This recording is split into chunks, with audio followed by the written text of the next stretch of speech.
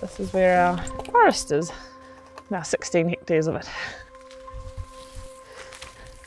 It's a bit overgrown because it grows so fast now.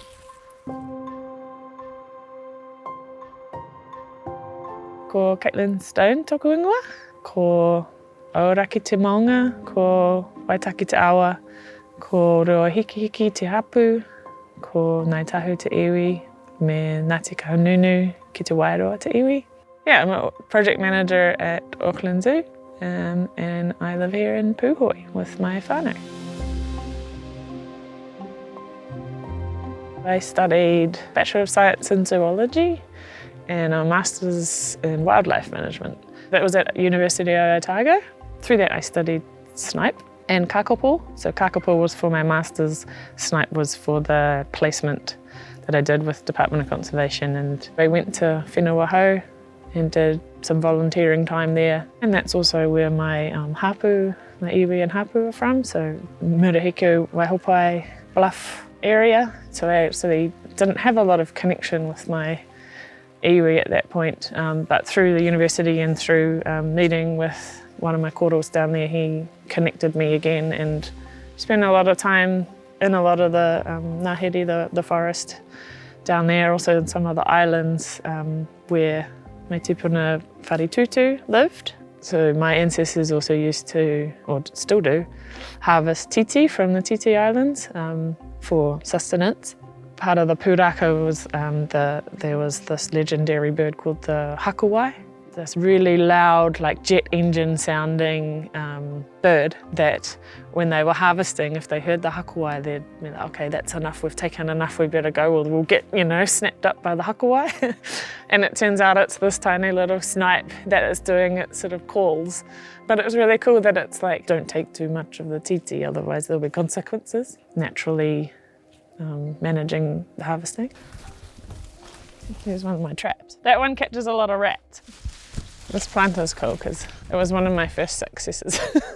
Apparently when these pop up, you're doing a good job keeping the possums away. When we first bought in Puhoi, this forest didn't have any pest control. Some of the neighbours' cows had got in, and so it was quite depleted in the lower levels of the forest. And through the work that we've been doing, the forest is really regenerated. So that's the kawakawa bush. There's quite a lot now after we've done the pest control. And we use that to make the rongoā for our kids. My daughter is particularly allergic to mosquito bites. And we were trying so many different things, creams and antibiotics, and nothing was stopping her, like itching them. And then they'd get infected. And then my husband's cousin said, oh, have you tried kawakawa balm? Then she taught me how to do sort of the basic balms and the karakia that you need to do before you harvest. And it's got anti-inflammatory, antiseptic properties. So it's bringing some of the benefits of nature into our home, and our home gives back to nature. And we've arrived. So that's Amelia's tree, and then Ruben's rimu tree, which had a bit of a rough start, a little bit like him, but it's still alive. So here is where we buried our 2 kids' whenua. The whenua for our babies was the placenta and the afterbirth, which, we put back into the land because that is where we come from. It's sort of the energy, the cycle of life, planting it back into the land. So that's where whenua has the dual name of placenta and the land. The whenua in their trees is a particular point that we come to for both celebrating our family, but also that we have some of our pets buried here as well. It's a feeling that I think definitely like a part of something.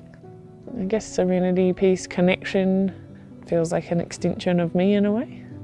I've got a large forest to look after, but even like planting one pūrākau tree or even just a small kawai on your deck, you're looking after a piece of land that connects you to more than just yourself.